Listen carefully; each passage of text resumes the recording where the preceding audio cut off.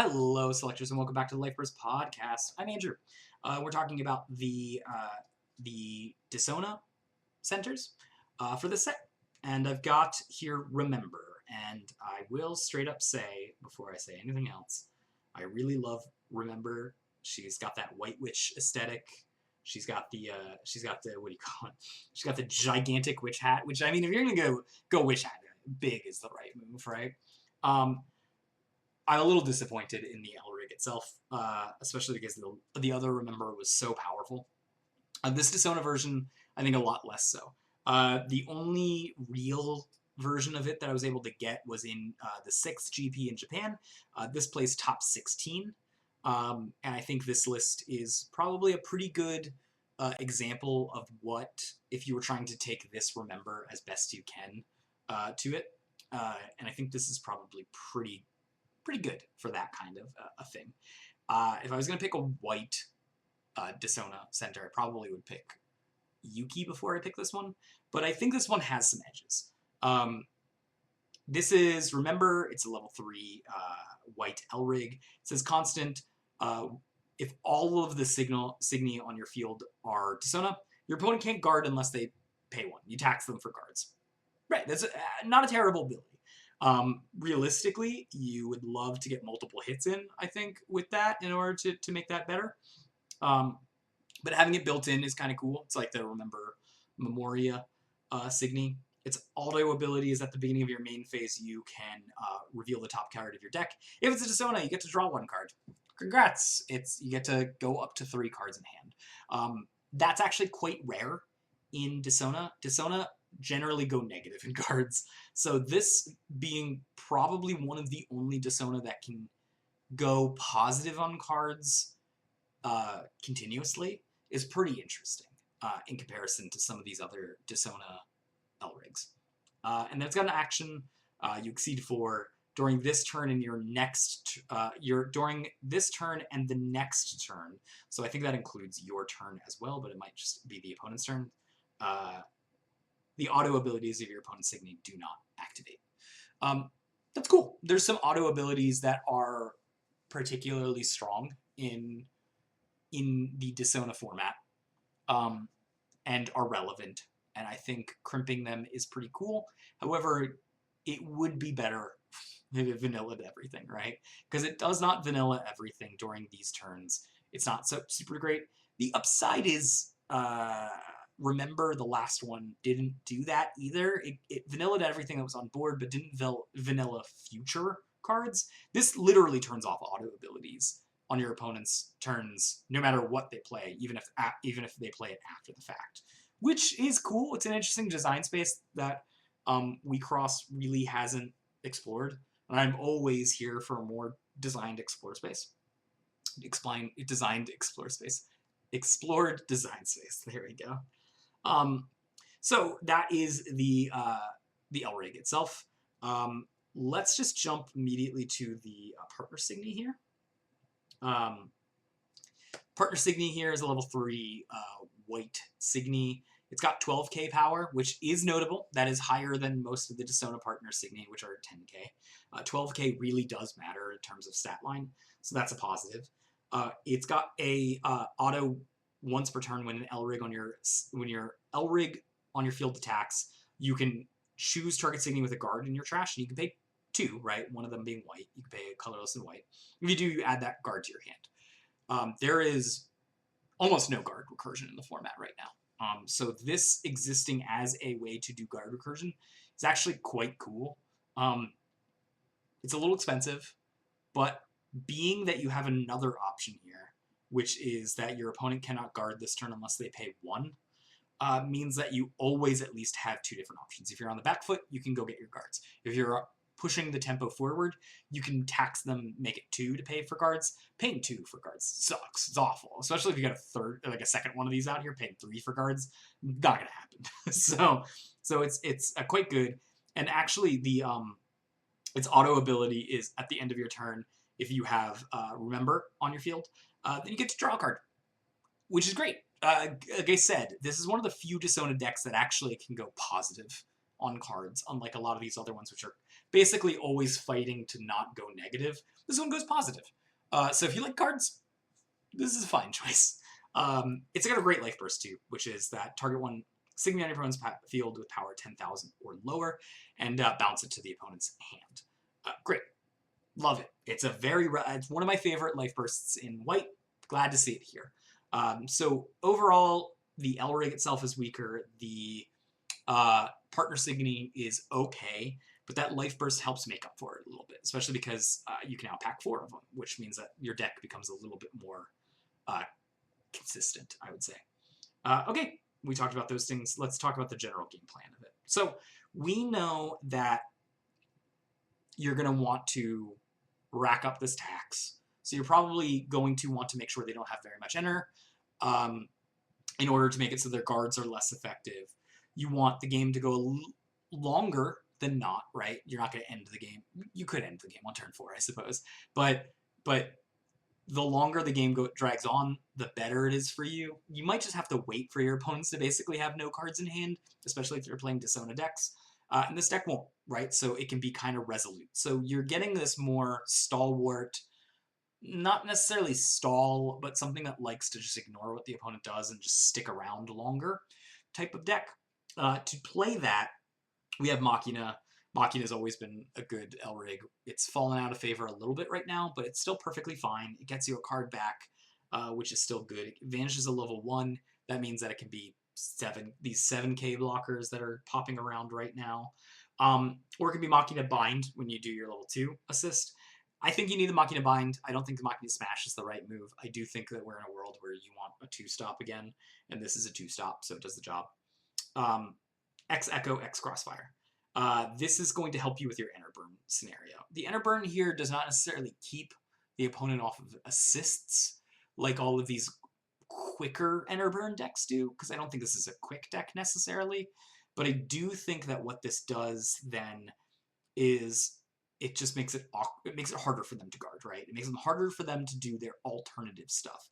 And I think that's really what you need to be hammering down with Remember. You gotta forget the other Remember exists completely. This isn't a control deck. I think this is very much a mid-range deck. I think it wins on turn 5 or 6, and I think that's the goal. I don't think we should be looking at it to try to go faster, even though that's really what the Dissona tend to do. And then Crossfire helps kind of just support that game plan. Just makes it harder, makes the game go on for a little bit longer. Likewise, I think that's where Sunspot Memory comes in. Now, I'm not a big fan of Sunspot Memory. There are times where I've seen Sunspot Memory played, and it ends up being this, yep, I bought myself an extra turn, and then I die on the following turn type of piece. It's at its best when you're playing pretty proactively and you just need to buy an extra turn, right? And those decks exist in the format. I've fallen off of favor from Sunspot Memory, but its job does exist and is still perfectly reasonable. And I think this is an example of a deck that might want to use Sunspot Memory over another Dream Team piece, which is trying to actively win the game, like Unrest or Instigate or something. Go to the top here is expensive. Go to the top is always expensive. Generally speaking, what you're going to get is a guard off of that search your library ability. I call it a library. Search your deck ability. The other thing that you get out of it is knowing exactly what life bursts you have in your life burst slot, which is also a benefit. So there's knowledge there, knowing exactly what's in your deck. You're going to be good enough to memorize that stuff. So if you're going to play go to the top, that's a skill I would practice. But it enter burns, right? And I think that helps you avoid a 3-stop once. I don't think it helps you avoid forever, because I think this deck, like I said, it's a turn 6 deck, really, so I think you're going to give the opponent time to recoup on their enter at some point. But delaying it is good. It delays the game, and I think that's what you're trying to go a bit with this type of deck setup. So we know what the Elrig deck is doing. It's all basically trying to delay the game a little bit. Let's talk about the main deck and see how that functions with it too. And I think that we immediately see that, yeah, that's the name of the game, is delay the game a little bit. You've got Nova. It's a 8k, defender, and I think that's quite good. This deck has only servants, right? So which means that Nova's going to hit at a 90% hit rate, meaning 1 out of 10 games it'll be a 3k. But 90% is good enough for me. Anything lower than 90 I wouldn't be doing, but this is good enough that it is, generally speaking, going to be an 8K for pretty much all your games. Firecracker, you're one of the rare decks that has positive cards in hand in Dissona, so Firecracker is super, super free to use. Akino is an interesting one, right? It's running a 3 of Akino here. So Akino allows you to bounce something on your opponent's field, and then if you pay an enter, anything you vanish this turn is bounced, right? Like that's what it does. Let's see here. Action, when a Signy on the opponent's field to be vanished this turn, instead return to their hand. Okay, cool. So this isn't a discard deck, right? So it's perfectly reasonable to do this. This is good. This is a way to keep the opponent off of enter. So we're seeing the real theme here, which is delay the game, keep the opponent off of enter. And I think that's a valid strategy, especially with a deck that taxes on guard attacks, and also wants to go to turn 6. I think that's a valid mean. You still get blown out by just like, I don't know, a random Hirana deck. This is like draw a bunch of cards now, make you have no enter, now I kill you kind of thing. So yeah, I think that's there. Again, we're seeing it more here with this Love It. Just more enter burn. Delay the decision. We got Ragagiel here, which is a new Signy that allows you to down it, and you put a Dissona from your enter zone into the trash, and you can bounce target level 1 on the opponent's field. Only a 2 of. Is that right to be a 1 of, or 2 of? I don't know. I think I probably would want a little bit more than that. Maybe 3 is probably the right number in my head.